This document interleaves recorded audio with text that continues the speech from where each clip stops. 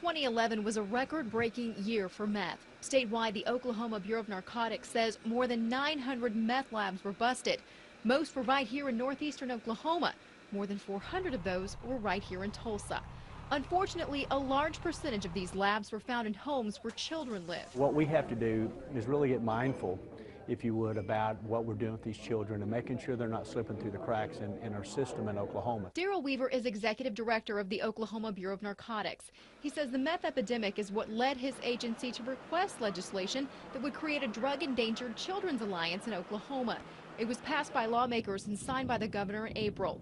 Representative Pam Peterson was the House author. That's the real purpose of the bill, to help children in very bad situations. House Bill 2251 better defines a drug-endangered child and requires DHS to investigate these children instead of merely assessing their situation. Weaver says agencies who respond to these drug busts need to work together to better take care of these children, because studies show children raised in these kinds of environments are 7 times more likely to become addicts themselves. We're really springboarding off of that bill into these drug-endangered children seminars and conferences around the state.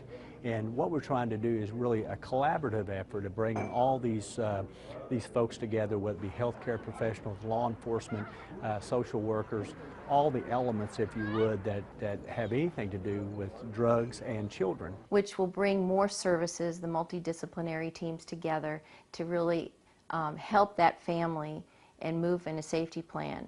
If an assessment is basically just a review, and so a lot of these children could potentially fall through the cracks without needed services. Teams will train in McAllister next week and in Catoosa on August 20th.